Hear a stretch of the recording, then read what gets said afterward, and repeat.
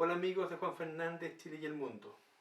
En reiteradas oportunidades hemos hecho alusión al archipiélago Juan Fernández como escenario bélico, lo que da clara cuenta de su importancia geopolítica y estratégica.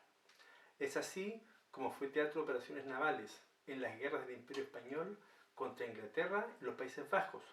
Su importancia fue fundamental al permitir el descanso de George Anson durante la Guerra del Asiento, que fue desastrosa para el Imperio Británico, si no fuera por la acción precisamente de la flota de Anson, que de regreso a Inglaterra fue nombrado Lord.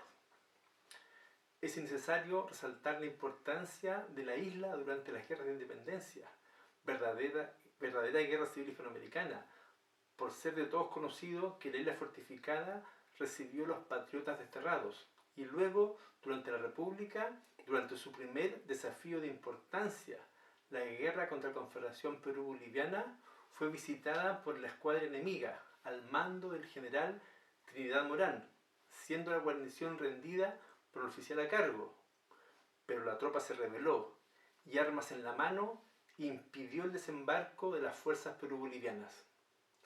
En ambas guerras mundiales también estuvo involucrado nuestro archipiélago. En la primera fue escenario del combate naval en que resultó hundido el crucero alemán HMS Dresden. Y en la segunda, si bien no hubo combates bélicos, se realizó una película de propaganda del Tercer Reich, Hein Robinson, estrenada en Berlín en 1940. De gran éxito en su momento, pero prohibida después de la guerra. Ya algo hemos publicado sobre este film, que fue una verdadera megaproducción en su época. Pero, paradójicamente, durante la principal guerra de nuestra historia, la Guerra del Pacífico, de 1879 a 1884, no hay acciones en Juan Fernández, y es precisamente del inicio de esa contienda de lo cual hablaremos hoy, 14 de febrero, conmemoración del inicio de las acciones militares. Si no hubo acciones militares relacionadas con Juan Fernández, ¿qué sentido tiene hablar de esta guerra en un sitio web dedicado al archipiélago? Porque si bien no fuimos escenario bélico, sí afectaron sus consecuencias al futuro desarrollo de las islas. La expansión del Estado chileno es un proceso que podemos considerar iniciado tempranamente, en 1826, con la incorporación del archipiélago de Chiloé, que previamente dependía directamente del virrey del Perú. Luego, en 1843, con la fundación de Fuerte Bulnes en el estrecho Magallanes y de Punta Arenas en 1850, ese mismo año se inicia la concesión alemana de Llanquihue, y a contar de 1866, con la ocupación del territorio araucano, con la creación de la provincia del Mayeco, se inicia la ocupación de la Araucanía, culminada en 1881. Pero sin duda, la gran extensión territorial chilena se suscita con los territorios conquistados en la Guerra del Pacífico, los que a su vez sustentan una gran bonanza económica, una gran migración interna, una valoración del empuje industrial, del capital y el trabajo en la lógica liberal imperante en esa época, que se proyectó hacia el occidente con la incorporación de Isla de Pascua y Salas y Gómez a Chile, y que en el caso de Juan Fernández tuvo como repercusiones generales la bonanza económica generada no solo por el salitre, sino por la dinamización general de la economía, el incentivo al tráfico naviero, la mayor presencia de la Armada de Chile, que incorpora el archipiélago como destino anual, la mayor valorización del trabajo desde una perspectiva liberal que trajo modificaciones a la condición del archipiélago, que pasó de ser terreno fiscal en arriendo a terreno destinado a colonización. Es la época que en el archipiélago asociamos al Barón de Roth. Estas circunstancias ameritan un video específico más adelante.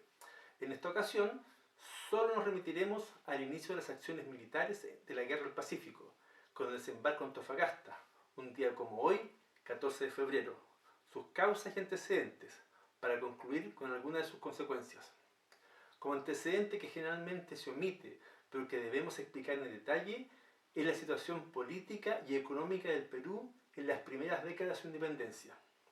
Jorge Basadre, sin duda el historiador peruano más reputado, en su obra Historia de la República del Perú, de 1822 a 1933, en su tomo cuarto, lo que denomina La falaz prosperidad del guano, que por las vueltas de la vida la historiografía peruana ha denominado la prosperidad falaz, describe en detalle y claramente el proceso de concesión y luego de monopolio de recursos fiscal a particulares, a cambio de pagar deuda pública y entrega recursos por adelantado al fisco, lo que en teoría debería ser para pago de deudas e inversión en obra pública. Y claro, algo de eso se hizo, pero se pagaron deudas que no eran tales.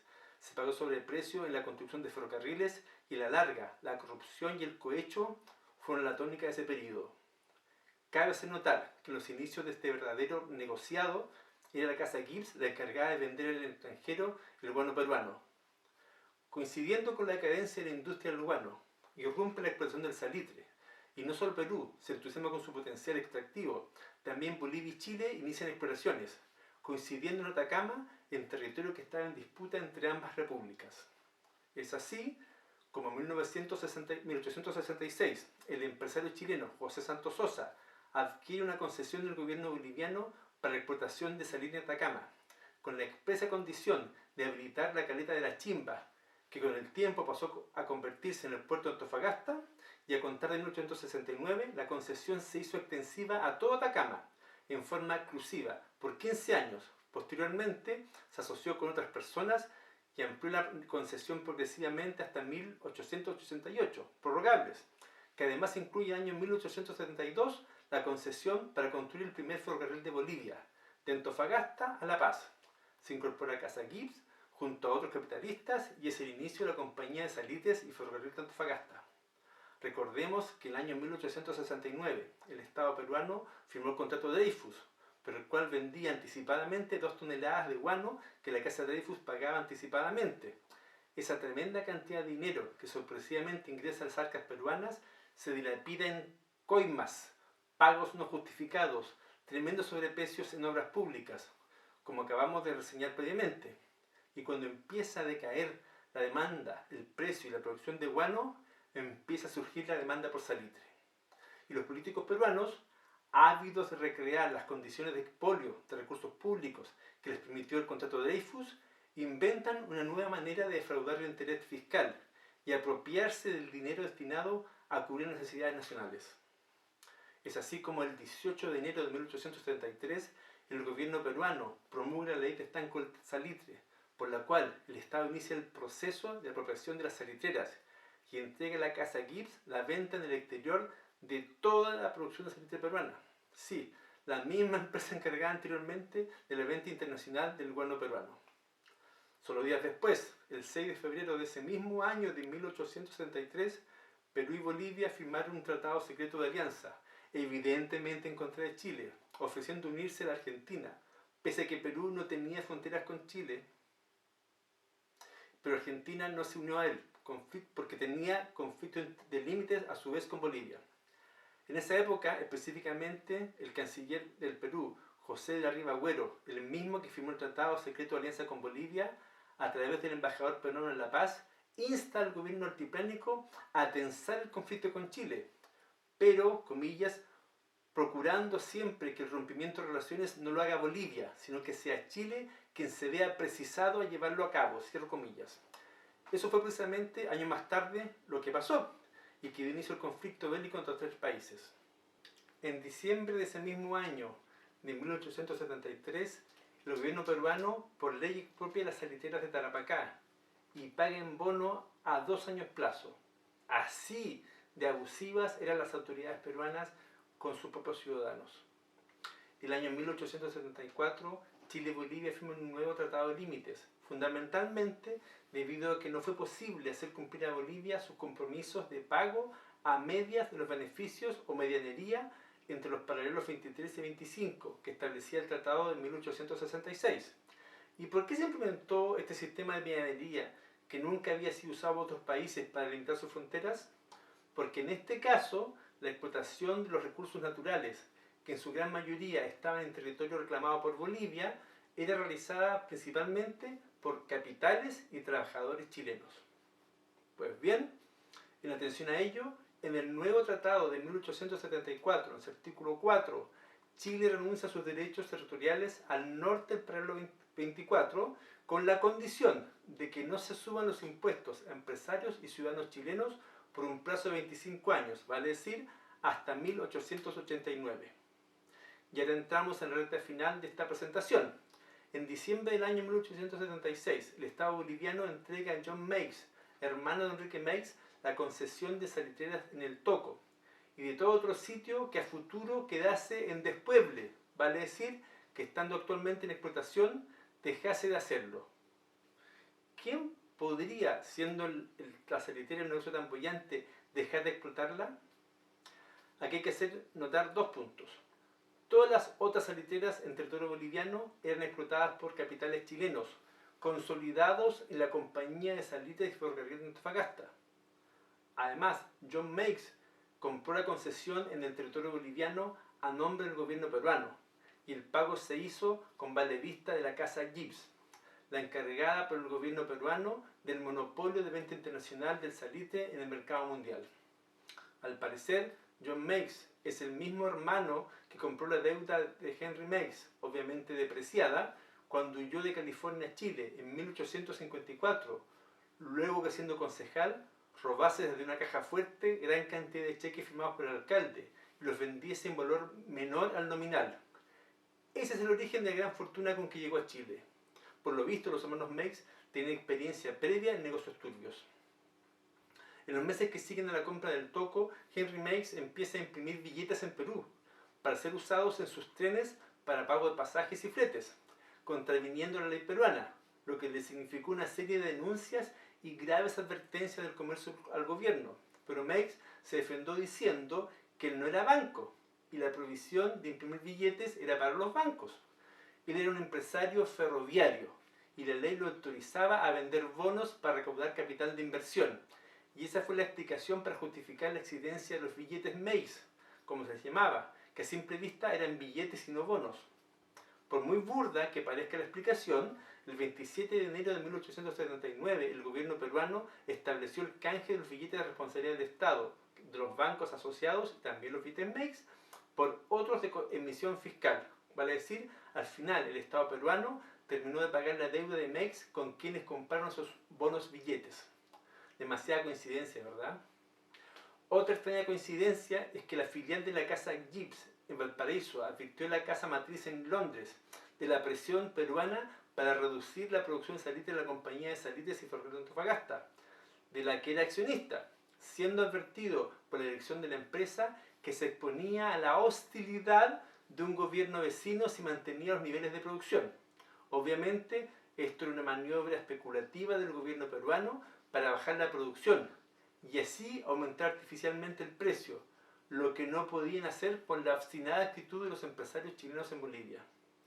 Esta situación fue denunciada en su momento por las autoridades chilenas, pero nuestra historiografía no le ha dado el realce que merece esta intervención peruana como causa concurrente al inicio de las hostilidades, ya que no solo las comunicaciones internas de la casa Gibbs dan cuenta de las maniobras especulativas del gobierno peruano, sino que además estaban coludidos con la oligarquía peruana a la que sobornaban a través del monopolio internacional del salitre.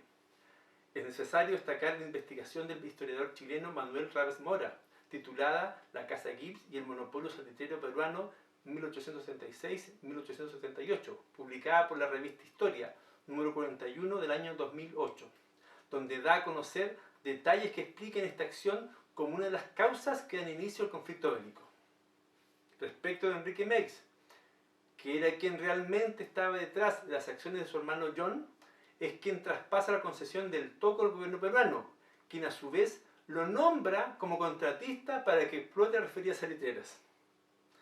La corrupción en las obras ferroviarias, el escándalo de los billetes y a todas las maniobras turbias de Meix en relación a las autoridades peruanas son conocidas en detalle porque al morir en septiembre de 1877, su médico de cabecera, el alemán Hess Middendorf, pudo leer la libreta en que mantenía un listado de los pagos en sobornos hacia las autoridades peruanas, lo que Middendorf publicó en su libro Perú, editado en 3 volúmenes entre 1893 y 1895.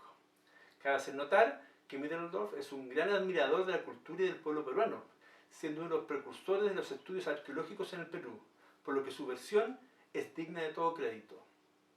Además, el historiador peruano Alfonso Quirós Norris, destacado por sus investigaciones en el ámbito de la historia económica, en su monumental obra Historia de la corrupción en el Perú, publicada originalmente en inglés el año 2008 y en castellano en forma póstuma el 2014, señala precisamente que las acciones de Meiggs fueron claves para la corrupción y posterior bancarrota peruana en vísperas de la guerra con Chile, lo que causó tal revuelo internacional que señala que la prensa inglesa señalaba a Perú como, comillas, país delincuente, cierro comillas, al no pagar sus deudas. Obviamente que todos estos epítetos son para los políticos peruanos, específicamente para los políticos corruptos, porque nunca son todos. Y en esa trama, el pueblo peruano era la víctima principal, sin grado alguno de responsabilidad. Es así como llegamos al 14 de febrero de 1838, cuando el gobierno boliviano impone un nuevo impuesto de 10 centavos por quintal exportado de salitre de la compañía chilena de Salitre y Ferrocarril de Antofagasta, violando gravemente el artículo 4 del Tratado de Límites de 1874, por lo que Chile inicia una serie de gestiones diplomáticas para exigir el respeto del tratado, pero Bolivia, que se sentía amparada por el Tratado Secreto de Alianza con Perú, se negó a toda negociación.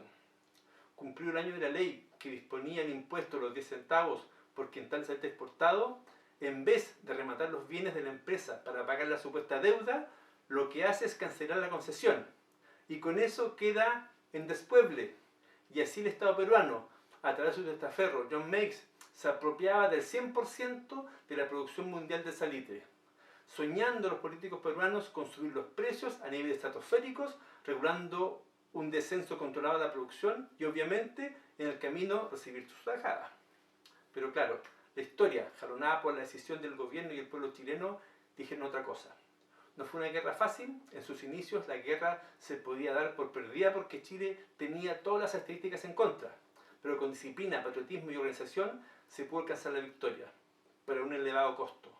Tanto bolivianos como peruanos resistieron con voluntad, patriotismo y fiereza el empuje de las armas chilenas. La resistencia peruana, cuando ya les era imposible evitar la derrota, mantuvo por años un sacrificio estéril que no pudo cambiar el desenlace de la contienda. Y el pueblo peruano pagó un alto precio por la avaricia, irresponsabilidad y, hay que decirlo, corrupción de su clase política. Antes de despedirme, invito a ver los programas de quienes ya han abordado este tema en extenso. El investigador peruano Jorge Ugarte, el historiador chileno Jaffer Mellafe y muy especialmente la página especializada guerrasalitre.cl. Por último, debo manifestar nuestro reconocimiento a todos quienes rindieron la vida por su patria, ya sean bolivianos, peruanos o chilenos, en una guerra que debió haberse evitado.